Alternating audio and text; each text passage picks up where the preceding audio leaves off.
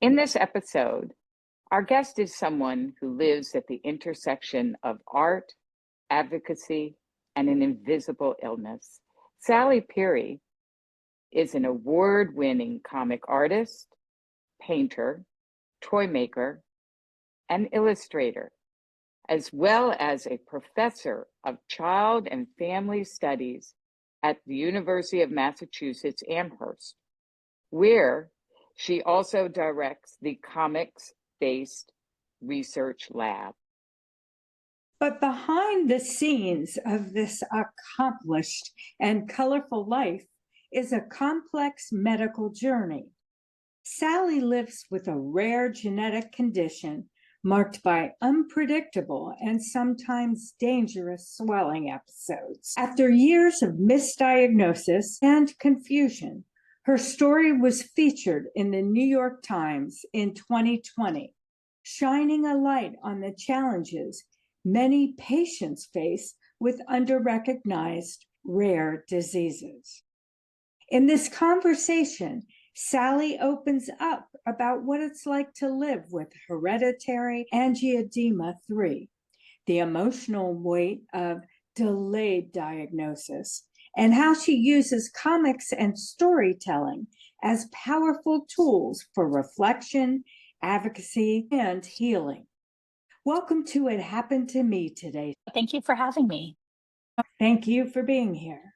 Let's start at the very beginning. What is hereditary angioedema type 3, and how does it differ from other forms of the condition? So I'm not that kind of doctor. I'm close. I'm an idea doctor, a PhD, not an MD, but I can tell you quite a bit about hereditary angioedema type 3.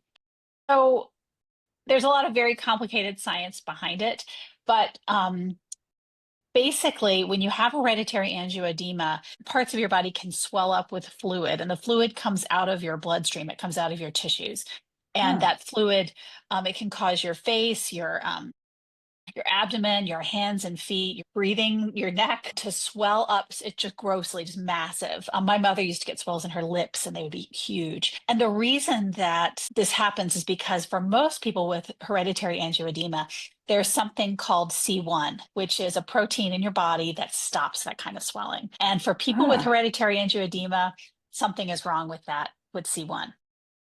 Now, there are three types of hereditary angioedema. The first is standard HAE, hereditary angioedema, and that's when people don't have C1. Their bodies just don't make it. So, of course, they get a swell, and the swells can be prompted by anything from taking the wrong medication to being out in the sun to they don't even know what it causes. Getting your period if you're female. The second kind of hereditary angioedema, they have C1, but it doesn't work.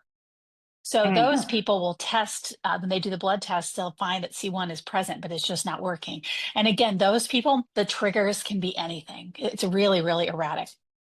The third type of hereditary angioedema, which is the type I have, has a very long other name, which is hereditary angioedema with normal C1 inhibitor. So for us, we have C1, it works, it's fine, but we swell anyway. Wow. So something else is wrong. Do they and know there's why? an elaborate, no, nobody knows. Well, there's this elaborate protein cascade with bradykinin and all these other things that that cause the swelling to happen. And a normal body, it will stop. But for us, the C1 just doesn't do anything. So you'll do the blood test, the C1 will be normal, but you still have it. So the gold standard for diagnosing hereditary angioedema type 3 is genetic testing. And then you'll find they've identified the defect in a couple different places on your genes, and that's how they diagnose what it is. You can see why why it's undiagnosed, because you have the C1. So they're looking for the C1 and they're checking that box. You've got it. And it's working. But it's not working. But it's I can see the issue here. Sally, tell us about your first symptoms and when you knew something was different. What turned you on to the fact that this was something you had to deal with? Right. Well, I had no idea. Like my family is from Mm. the South. And in the South, we never talk about medical problems. Nobody ever says, oh, I nearly died of whatever. The highest value, especially for women, is on stoicism. So Yes, my mother told me so true. when I was probably, I don't know, maybe 10 or 11, she had mentioned a few times in passing, she said, I took birth control pills when I was a young woman and it made my stomach hurt so badly. So you should probably Wow. never take birth control pills. And I said, okay, that doesn't make any sense, whatever. Um, and then my grandfather, her father, who's an older man when she was born, so he was quite elderly by the time I came along. He used to always talk about his sister and how she died and how it was this tremendous mystery. And that the word on the street was that she and his mother as well, died because their intestines exploded from eating too much Mm, fat. That's wow. what that's what they said. And I was like, oh God, what a horrible way to die. But it was this mystery and nobody talked about it. Because it is genetic, I've got to ask, did Right. your family have Oh, it's hereditary everywhere. And I'll get to that in a minute, but angioedema? this was a huge mystery and it was solved, when I was diagnosed. So when I was about oh gosh, Wow. I was maybe 21 or 22, I decided that I wanted to start taking birth control pills. And I did. And I had a lot of like funny stomach problems. And I wasn't on birth control pills for very long. I got married and I was having children. And so I didn't think about it. But I do remember it was fairly uncomfortable. Then when I was pregnant with my second child, I had just horrible, not painful, but really horrible stomach swelling and digestive problems. And I couldn't figure out what was going on. And it eventually went away. It was fine. I was in my 30s. Fast forward to my 40s. And when you're in your 40s is when it tends to start killing people. I started taking birth control pills again. And I had recently divorced and I was on birth control. And I woke up one morning out of nowhere with my stomach cramping and spasming. It was rhythmic, like labor, like when you have a child. Oh, Contraction oh, Oh and my good. release. And I was laying in bed, it was around 3 o'clock in the morning, and I thought, my appendix. It's got to be my appendix. And uh-huh, and the thing was, this is the other important point about this story.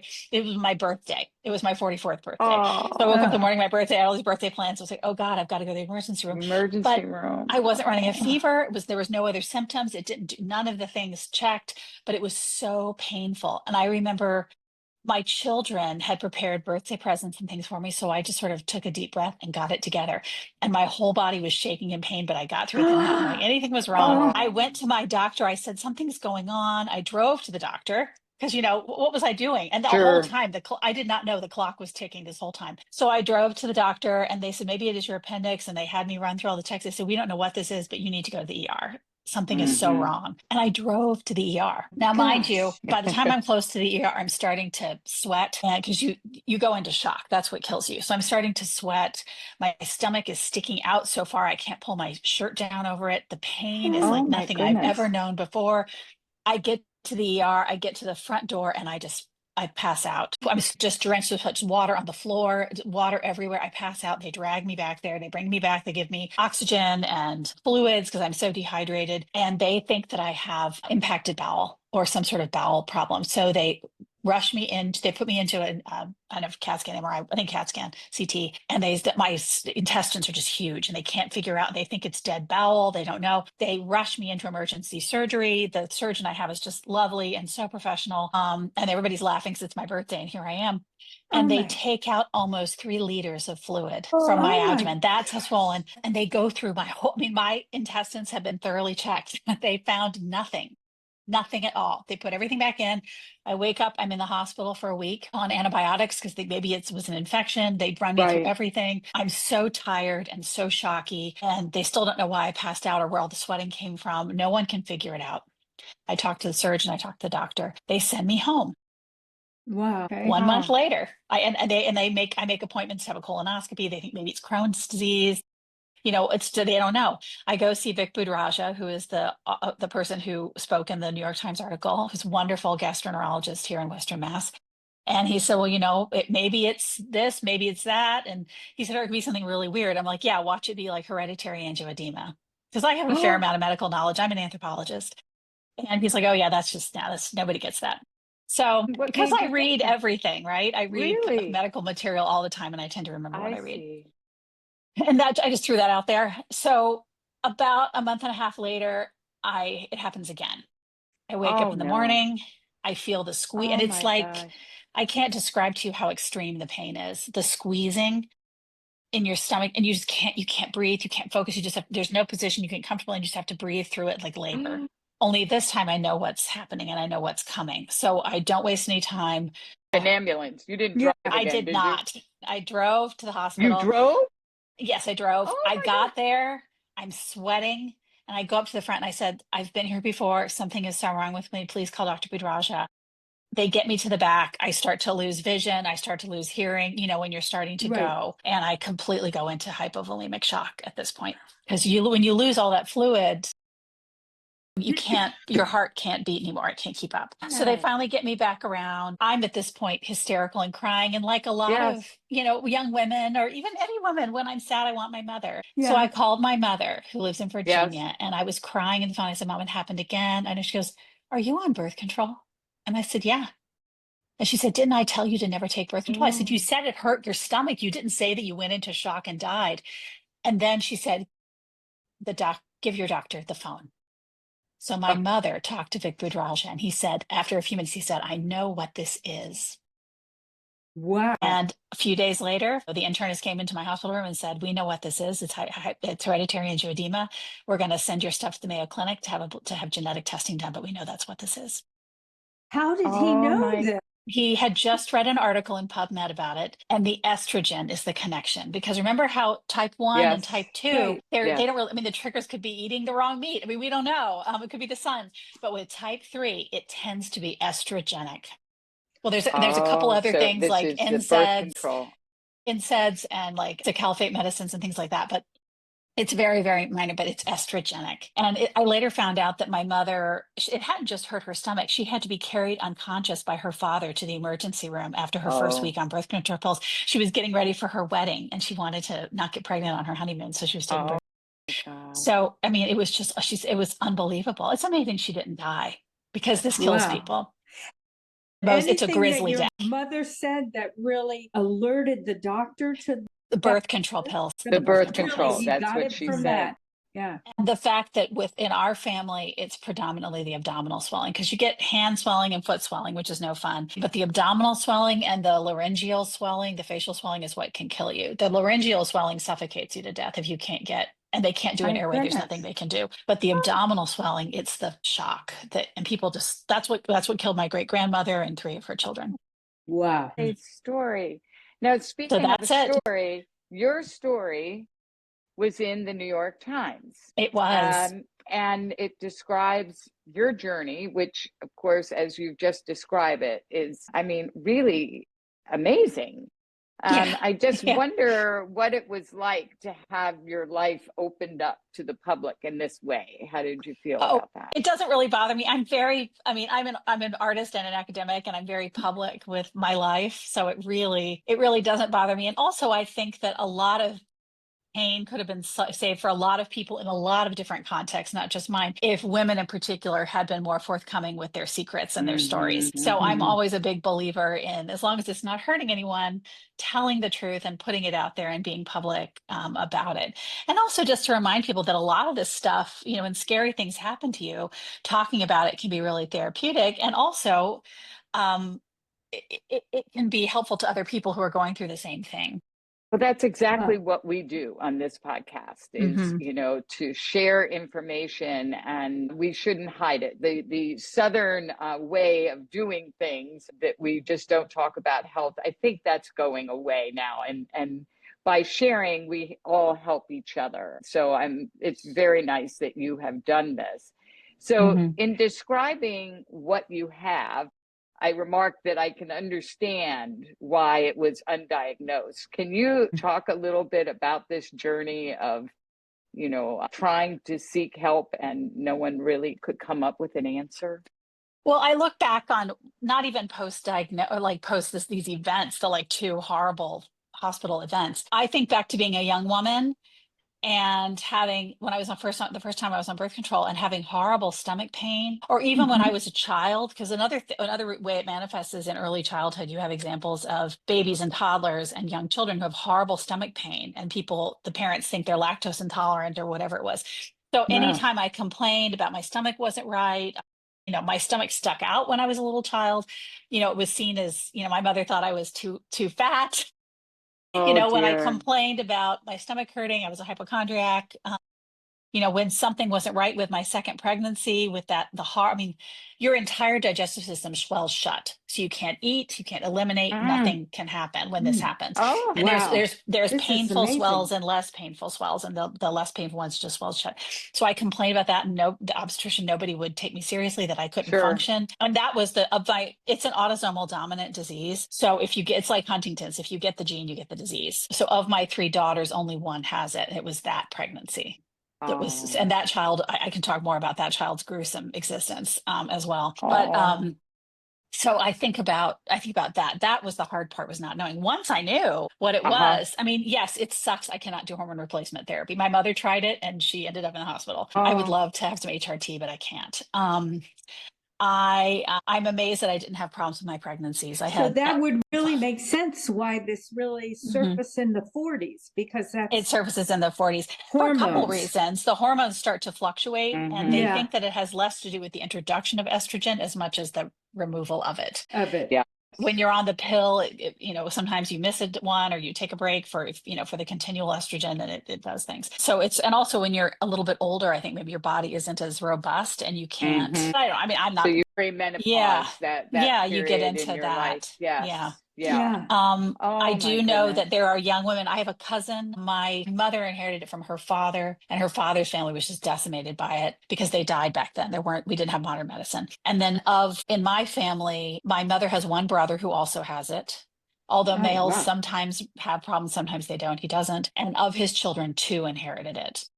My cousin was the first one to really have problems in her 20s. She was on a plane once, and they had to turn the plane around and land it because they thought she was going to die from starting birth control pills. It was awful. And she and I had always talked about the funny problem in the family, but nobody understood what it was. They knew they had something to do with my mother, and and I had never had problems. We didn't know. And then my other cousin, when he married, he and his wife did genetic testing on their embryos and did in vitro to select out for it. So because he's much younger than I am. And so by then we knew what it was.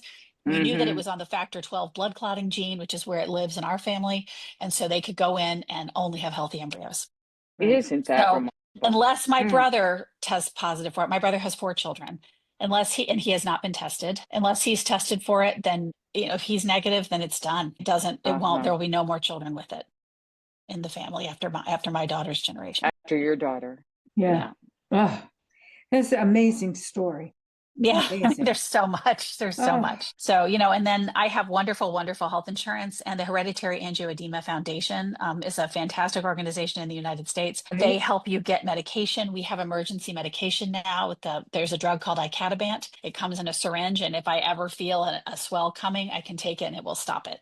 Oh, isn't that great? So there is a rescue medication. It's like $10 billion per dose, but I have it in my refrigerator if I need it. But the thing is, as long as I avoid estrogenic medications and non-steroidal NSAIDs, I'm completely fine. Okay. I mean, for now, who knows what happens further into menopause, but yeah. But so it went. Now, you went undiagnosed for many years. I was for 40 years. Can you walk us through some of the misdiagnoses or the challenges you faced in getting answers? The usual time from first manifestation to diagnosis is a decade for HAE, for all the forms of HAE. And these are people with facial swells, which are just awful. For me, the misdiagnoses, mostly I was just called a hypochondriac. That was mostly what it was, because that's what they do to women, right? Yes, of course. Hysterical. My parents were like, you need to quit complaining. Hormonal, overweight. I'm a bigger person, and could I just lose weight? The other one that I got was lactose intolerance.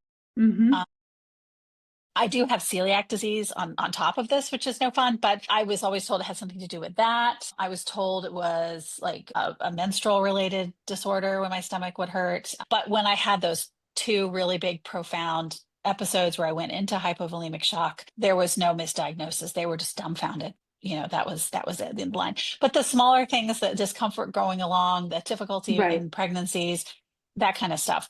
With my daughter, who is now 17 years old, my beautiful girl, when she was born, she was the most miserable baby who ever lived and couldn't No. eat and couldn't keep food down. It was in so much pain.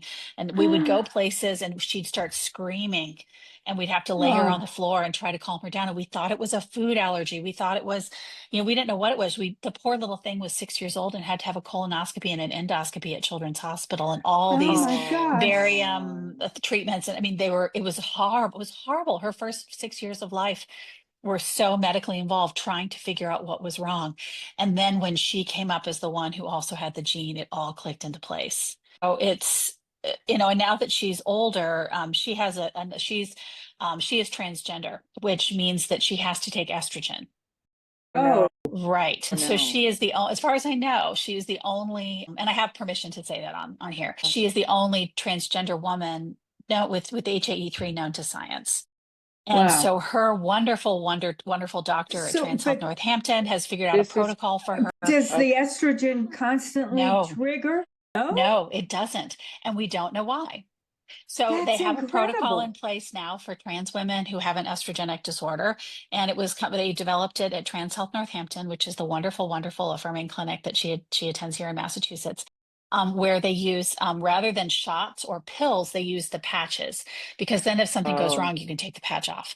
Uh-huh. Right? You don't have to Right. wait for it to cycle out. Also, she's never had a problem. And I wonder if that has to do with natal maleness or if there's something else going on, but she has never had a problem. Wow. Never. So What we don't kind know. of- It's mysterious. What kind of toll did the lack of diagnosis, at least on you and on your daughter, Mhm, take on your mental health, your emotional Oh, it was health? awful. It was I'm awful. sure. I mean, with me, I was just sort of used to being told that nothing I felt was real. And I was like, okay, that's, and off I went and became an artist. With my daughter, I think about her early years and how traumatic that was. Then I remember they didn't discover it until 2010, and she was born in 2008. So she Mhm. herself predates the diagnosis. I think about my mother all those years in agony. Yeah. I mean, my father was in the Navy and he would be on a boat somewhere and she'd be alone at the port, like in Florida or away from everyone she knew. And she said the attacks would happen and she would just lay in the dark on the floor and try not to move for 12, Oh, 15, 20 hours. And I'm oh. surprised she didn't go into shock and die, frankly. So I think about, though, much less with myself, I think about the misdiagnosis and difficulty, the trauma that it placed on my mother, who I'm sure was also not listened to. She said she actually told me this after all of this came out. She said that she mentioned to one of the doctors in Florida, these military doctors, she said, I'm on birth control pills and I think it has something to do with the birth control pills. And the Mhm. doctor laughed at her and told her she was a stupid woman and that Oh. couldn't do anything at all. So she stopped taking the birth control pills on her own and cured herself Yeah. because that's what she did. I think there's a And they larger never picture put here. together. They never put, of course not. They didn't put anything No. together. Yeah. And you can No. imagine the dose for birth control pills in the 1970s, the doses were so much higher than what we give young women now that I can only imagine how ghastly the It symptoms would were. be for her. Well, how Yeah. did it feel for you to finally get an accurate diagnosis? Oh, it felt after your amazing. daughter? Was It felt liberating? vindicating. Yeah, it felt vindicating because it's kind of like, I remember sitting in the doctor's office and after a lifetime of being told it's my fault, it's because I'm too Yeah. fat, it's because I'm a woman, it's because I mean, all these other reasons, I'm a hypochondriac, finally being told, no, it's not your fault. It's genetic. You inherited this and it's amazing that you're alive. My And goodness. they have no idea how I lasted 15 hours at my house trying to avoid going to the hospital because they're like, you must be, they said, you must be so strong and so smart to have survived. I mean, that was the ultimate vindication. I think so many women, and I think a lot of other people too, but I can only speak from the female perspective. So many women are told that what's going on with their bodies isn't real. And it Right. is. It is. It is. It is. We're always talking about this. Be your own advocate. You know your Absolutely. own body and don't let someone Mhm. talk you out of it or shame you. Exactly what you're talking about. You know And what's my mother happening. is the hero of the story, I Oh, think. My Oh. mother, wow. who, heard these horrible stories about, her aunts and her grandmother and they just had my grandmother died of this, she died of that, she died of the other thing. None of it. She died of HAE. She died of untreated HAE. So, Sally, you described 2 hospital episodes that are just Mhm. ghastly, absolutely Ghastly, horrible. Is ghastly. that Yes. what an HAE flare is like? Is that what Yeah. they look like? People who Other, have there's facial swells. Like I know people because the community is pretty tight. We have a Facebook uh-huh. group, and we're all a lot of people in the UK, a lot of people here, a huge group in Germany, and some people in Spain. The people who have the facial swells, there's an element of it's hard to be that ugly. I think it's really shame. I mean, when your lips are huge and your face is huge and you can't see, people lose time at work. They lose time with their friends and family because they don't want to go Oh, anywhere because it's they're so shamed. disfiguring. Yeah. And it eventually does go down, Oh, but it's awful. And that's independent of the airway stuff. I don't think that's physically painful. I think it's emotionally painful. uh-huh, I know uh-huh. the abdominal swelling alone is the excruciating pain. And that is absolute, that with the shock is deadly. So for Wow. my family, people in my family, it's abdominal I see. almost exclusively. My mother has had some facial swelling, but from it, certainly in my experience and in my daughter's experience, it's that horrible, horrible pain followed by the profuse sweating and the shock, going into shock. Wow. So, Sally, in our introduction, we described you have an extremely active life. You're a very I do. busy person, and I'm just wondering, how do you navigate your very active life? You have work that you are responsible. You have Hmm. students that you teach, and you have a community that you respond to with your art, and you have this illness that can strike at any time. Anytime. How do Mhm. you manage that? There's You no know, predictability. there's And no predictability. And not having any kind of estrogenic medication in my system is a start. And I okay, have to be very careful with avoiding NSAIDs. And I can't take, there's a incense. laundry list, NSAIDs like that, like Advil and stuff like that, Oh, steroids, wow. Uh-huh. the non-steroidal anti-inflammatories, aspirin. I see. Alka-Seltzer is the worst culprit, believe it or not. So Really? yeah, my mother took Alka-Seltzer once and her face and her hands swelled up to the size of balloons. So I have like a list of things I don't touch. And as long as I stay away from that, I'm pretty much okay. That said, So you um, figured it out. I You figure have correct, figured a way to but moderate. Yes. there's always the weird stuff, right? There's the Always periods of something. fatigue. If you Uh-huh. get into something weird, and I was after the second round in the hospital, I was actually on sabbatical, and I was trying to do a visiting professorship. I was doing a lot of other things, and I had to just cancel everything because if you have a good month of just wanting to sleep after something like that I happens see. to you. Oh, It's I Luckily, guess but it's luckily for me, exhausting. Yeah. because I live in the glorious state of Massachusetts and I work for UMass, they gave me a medical leave. So I was able to spend Oh, time to recoup. So that was good. That said, if that ever happened to me again, especially the older I get, I think it would be profoundly disruptive. And I would have to scramble to get someone to cover my classes and, yes. and take care of my job applications. I was thinking about this. I just got back from uh, I did a lecture tour and series in China. I was there giving a lecture in Shenzhen on some of my oh work. my And then I was in goodness. Hong Kong with my daughter afterwards for about a week. And it was wonderful. And then I came back, turned around, and went to Poland for another lecture tour. My And, God. but I was thinking to myself, if I got sick in any of these places, what would Right. I What would do? you What would do? you do? Yeah. Because still the last time I had it wasn't as bad as the two hospital episodes, but when I did have a third attack a couple years ago, and I went to our local hospital and they thought I was a drug seeker, like Wow. like an opioid Yeah. seeker. And Yeah. I kept telling them who I was and to please look me up, and they were understaffed, and they turned me away, and I ended up Oh unconscious behind some no. chairs. Oh, Oh But I think no. about, and that also speaks to something where people are treated as sort of semi-criminal when they need help. But I thought about if I was in one of these other places for work, what would I do? Yeah. absolutely. I've given I lectures in like Republic of Georgia, and there's no hospital for miles, let Right. alone And one what that knows would what you this do? is. I Probably am saw just you in half. amazed how gutsy you are.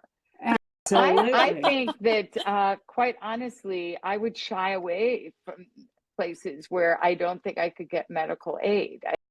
Mhm. I'm really in awe of how you don't let this disease stop you.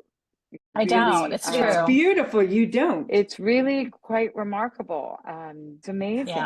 Well, what role has the rare disease medical community played in your journey? And are there any doctors or advocates who really helped you feel seen? You mentioned that one doctor. My gastroenterologist, Vic Budraja, fantastic. He's maybe the best doctor I've ever had. Just stumble on him? Yeah, I just saw him because I was having these horrible, problems, and they said, "Oh, go see Vic," and so I did after I got out of the hospital. I see him every couple of years just to kind of check on things, and he's absolutely fantastic.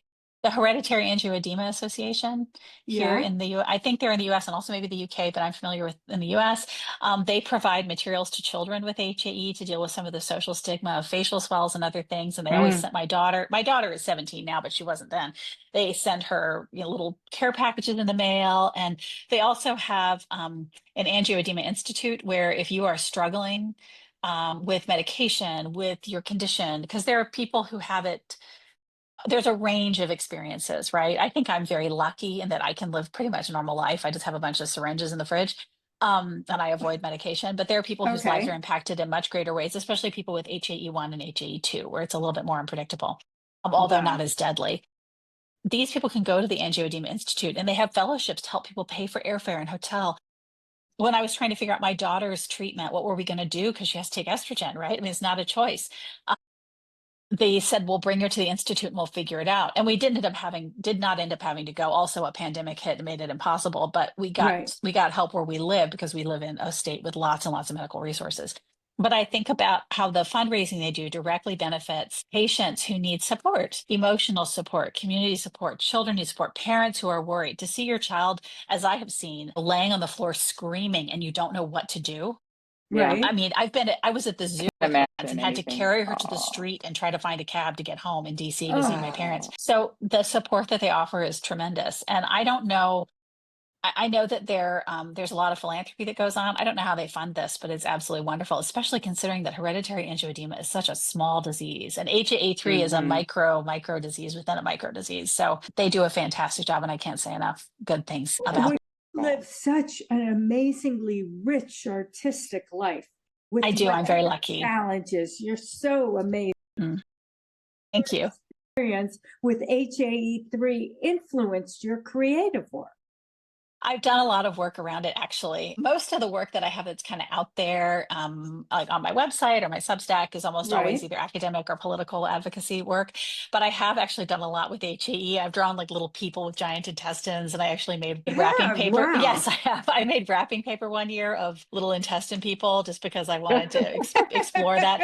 I had a show at Wisteria Hearst, which is a gallery in Holyoke, Mass, about 30 minutes short south of here, and it was called Some Women's Complaint, and it was a series of prints. I also do lithographs and lino cut prints. It was prints of women and sort of symbolic abstract work around women and disease, and especially like intestinal disease, abdominal disease.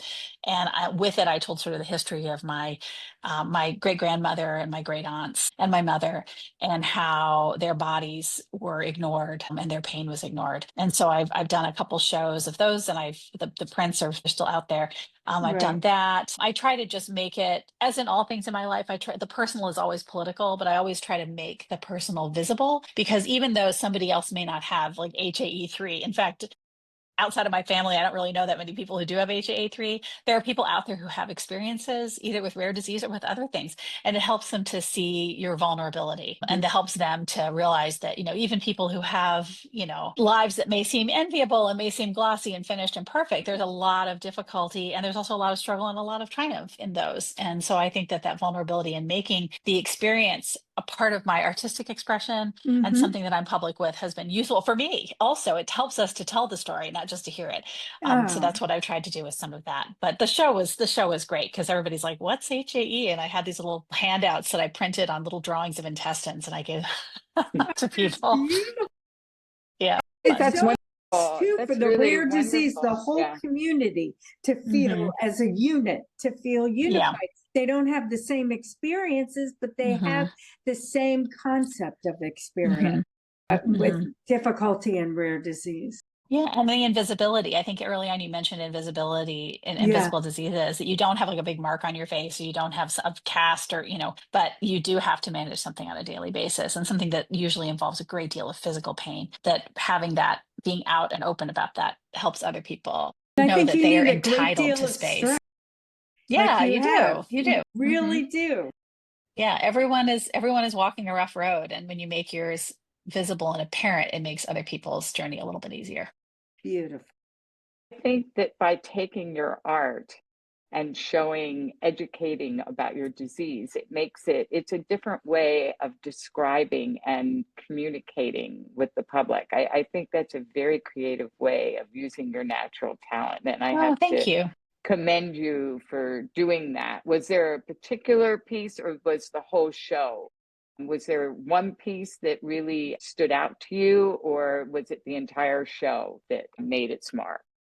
I have a favorite piece. I mean, the whole show was Ooh. exciting for me because it was a lot of work, but I have a favorite piece that I did. It was actually there were a series of four, but I have a favorite one where I did this sort of very stylized print. It was not a lithograph, linoleum, a lino cut print of almost like a corset against a magenta Oh, background to really symbolize that squeezing, that pain. oh, And I love the it's all in pinks and magentas and white, and it's very sort of feminine. yeah, And at the same time, it's supposed to evoke garments that's constraining. yes. So I really love the piece, and I actually have one of them hanging in my bathroom because I loved it so much. Ah, Positionally, it was gorgeous, but also support is implied, strength is implied, constraints Yes. is implied, social constraint, abdominal disease, all these things were in that. So I'd have to say the corsets as I call them. And I gave one to my Oh, mother. She has one of them. And then there's two oh, others that, so what yeah. came first? Because I love listening to your strength and your story, but did your background in childhood studies and anthropology shape how you've processed your medical condition? Mhm. Or is that something that came out of what you wanted to have available to process it?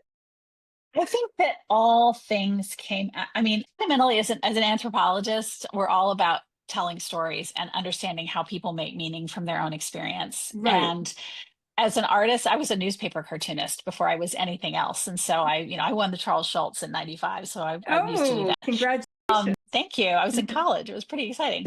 Very oh, excited. Yeah. Yeah, it was. So I've always been interested in telling stories. I've been interested in drawing things that delight people and engage them, and I've been interested in using the things I can do to create conditions by which other people feel free to tell their stories, and that in doing so and in sharing those stories and images and delight and life, we can all become more fully Can you turn human. that around and use it on yourself, or Yeah, is it harder to use in absolutely. the personally? Yeah, in my personal life as well. I process so much of what I go through as a human being via art, not via sort of cultural understanding. My friends are overwhelmed with all the little comics and the things that I draw and the work that I do. And I actually have a graphic novel that it's going to be coming out from University of Toronto Press, hopefully in the next year if I can finish it, which I'm uh-huh. drawing about. It's about childhood and life and autobiography and a lot of things. And so I'm always making the personal part of that. And part of that is working through what it means to have a rare disease and to live with the unpredictable nature. That Mhm, well, so in your opinion, what needs to change how the medical system approaches rare diseases generally mhm. and HAE3 specifically? I think that we need to, and this speaks to rare disease, but also to rare disease that affects predominantly women. I think that the medical profession has a lot of things that need to change about it, including the insurance machine. But I think that the more time we spend listening to women, the better. It wasn't that long ago. In fact, it was in the last 10 years that they started actually testing drugs on women and just not scaling down the dosage from drugs tested on men. So I think that the Huh, more time we spend thinking about women and women's unique bodies in the context of these things, the better. I think with regard to rare disease, one of the most important things that the medical profession and I think policymakers, both in government and locally, can think about agitating for is changing the way in which insurance works. Because people who have rare diseases, orphan diseases, they end up being uninsured. They end up being an undue burden on other people because they can't get insurance. It's really an unfair system. It's unfair to the people who have the rare diseases and also to everyone else.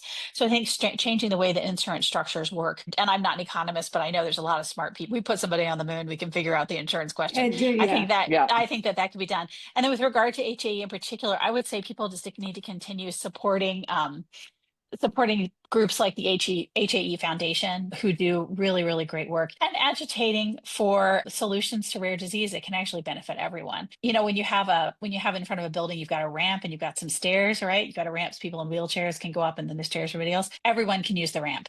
Right. So the more time we spend advocating for people with rare diseases and people who find themselves on the outskirts of medical help, it actually benefits all of us. And we need to change that mindset, I think, in a fundamental way. Everyone can use the ramp. Everyone can use the ramp.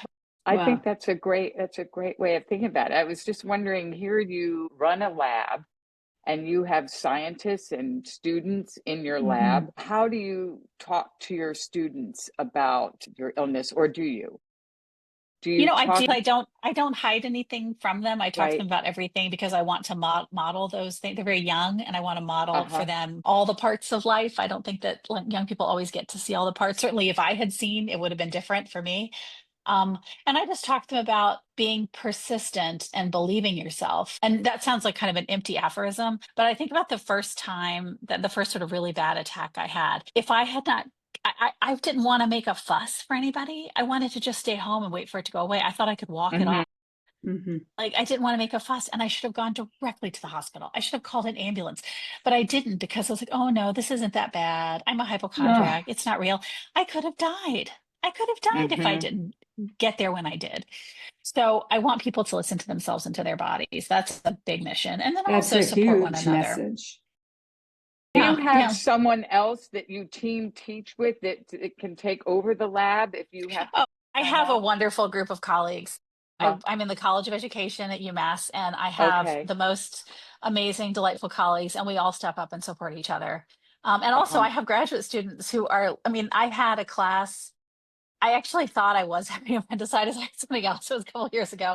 And I went to the ER and I had to miss my class. And I was on my computer trying to do my lecture on Zoom from the emergency room. And one of my students was like, Dr. Pirie, this is so dumb. We're just going to teach the class. We've all done the readings, and we'll report back to you what we do, what we talk about. Goodness. And of course they'll step up. Part of it's because my students are in education, and that they are the best and most wonderful students, and they almost always will step up and stand together and help with things. And that's true of everybody. Most people really want to do the right thing and really help, and I find that they generally do.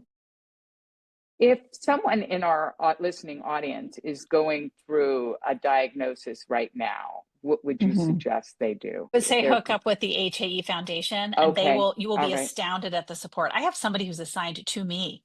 Like, anytime I had a question, I call and I talk to her. There is a nurse line. You don't have to have insurance. They will help you. If your insurance won't fill your prescription for extremely expensive prescription medications, they help you. If you can't afford something, they help you. If you need, I don't think there's anything they wouldn't do for the community. So that's the first thing I would say. And they'll also kind of normalize it and be like, look at all these people having totally normal, fine lives. You will have a fine life. Right. And they'll also help you find a special doctor. Sally, I think they have. I don't use any of the support groups, but I think they have them. The link to the foundation will be in our notes. You talked about there are people all over the world, and I wondered if there's a way that you can link up. So there must be. There's a Facebook Facebook group, and you can search for it and join. And it's the HAE3 group. Okay, all right. And it's a lot of people are pre-diagnosis in there, and then there's a lot of old hands, like people trying to figure out stuff like there was a young woman who had menstrual cramps, and you can't take Advil or any of those things, and she's like, what do I take? And people had ideas and stuff. So things really practical stuff. Good. Very good. Well, your joy and humor come through so strongly. You're so kind.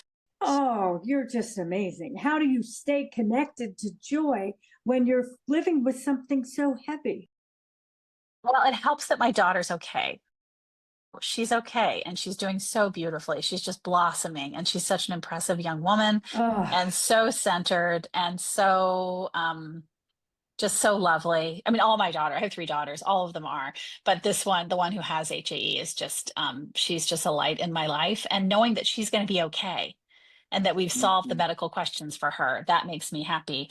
Other than that, I mean, I was just born happy. I was born, born Oh, joyful. And I've had the most amazing life filled with luck and love and just, magic. I'm oh, so lucky. I did almost nothing to deserve most of this. So, oh, I'm very, very what a lucky. perspective and Yeah, well, it attitude. does. I don't spend a single day not thinking about, oh my God, I mean, I think I live a life that my ancestors could never have dreamed Have of. imagined. What misconceptions do you encounter most often about HAE or even about invisible Mhm. chronic illnesses in general? That it's not real. People always like, oh, it's not Right. real. Mm. Yeah. I have a couple graduate students. Up with a better way to confront that, to identify Yeah, there's yeah, I more always to it. talk about it. So, for example, I have a couple of graduate students over the past few years who have had like fibromyalgia or like chronic pain or chronic fatigue, long COVID, things that are invisible but very, very debilitating, rheumatoid arthritis. And they'll talk about how it's hard for them to get to class, or they can't do field work, or they're struggling with this, that, and the other, or they need to lay down, they can't make it. Our evening classes are 4 to 6:30, which is the worst time ever to have to pay attention. So they'll say they're tired. So I do two things. One, I always have workarounds. I record my classes on Zoom, or I Wow. record the lecture, or I find other things for them to do so they can still get the learning, but they don't have to tax themselves. And then the other thing that I do is in classes when we talk about disability, or please make arrangements with the Disability Services Office, or blah blah blah. I always say, I have a rare genetic disease, and it sometimes means I'm really really tired. So if you are just not feeling it, I want you to come and talk to me, and we'll work it out. We're not, this is an ethic of care, not an ethic of justice. So it's very important for me to treat individuals as individuals and work around and believe them when they tell me they're not just trying to get out of work, they're genuinely sick. And so giving my own example and making Wow. space for that is something that I do. Wow. You not only are a sufferer, but you are a caregiver. So for your daughter. So I wanted to ask you, in your role as a caregiver, if someone in our listening audience knows someone who is suffering with HAE, what would you suggest? How do you support someone who is suffering with it? What advice It's would you give?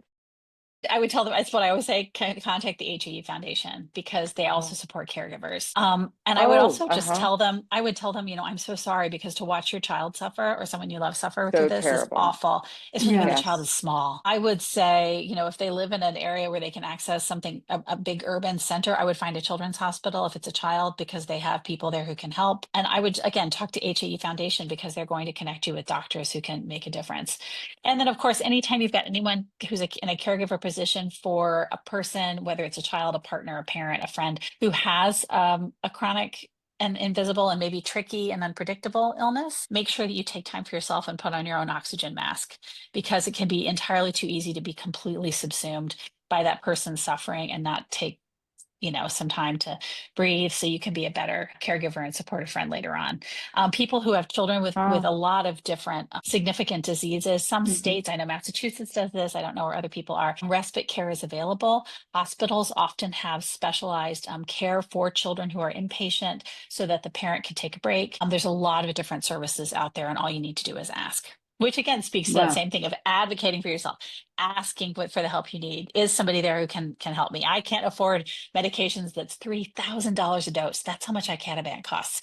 So Mm. asking for foundations to help you pay for it. I think that the idea of a caregiver asking for help, I think Mhm. that is really key. It's Mhm. really, I did not know that respite care was available, and that's a wonderful Mhm. thing. And that applies to caregivers of all people, All kinds. Yeah. and Yeah. so many of us are caregivers now. We're caring for our parents, we're caring for our children, we're caring for each other. Boy, Mhm. that's really good to know. And it's out But there. Yeah. that's wonderful to know. So, Sally, as we wrap up, I wanted to ask you, what sort of takeaways should our audience take from your story? You have so much in your life you're artistic and you're bold and you're strong and you're resilient. What should we take away from your story? I would say for people to believe their bodies, listen to your body and believe yourself. And whenever you catch yourself saying, oh, no, it's not real, or oh, I'm going to make a big fuss, or oh, I don't want to inconvenience anyone, remind yourself that you and your body deserve to be healed and you deserve that space to listen to yourself. That's pretty much, because if I listen, and also to talk and be public if you're comfortable with what you have going on, because you never know who could be listening. Sally, thank you. You are so welcome. So much for opening up about HI. And it's just so empowering to hear your experiences and your perspective. And congratulations on the feature in the news. That's pretty awesome. Yeah, thank you so much. But thank you so much. It was a lot of fun. Good success and good health to you, your daughter, your family, and just Great. Thank you for sharing your wisdom with our audience. Great. Thank you so much for having me here. It was really lovely. Thank you for listening to this episode of It Happened to Me. We encourage you to learn more at ithappenedtomepod.com. Please use the contact form on our website to submit your guest suggestions, comments, questions, ideas, and feedback for the show. You can also email us directly at ithappenedtomepod@gmail.com. We would really appreciate it if you can leave us a 5-star rating and review on your podcast app like Apple or Spotify. This helps others in the rare disease and medical challenge community find us.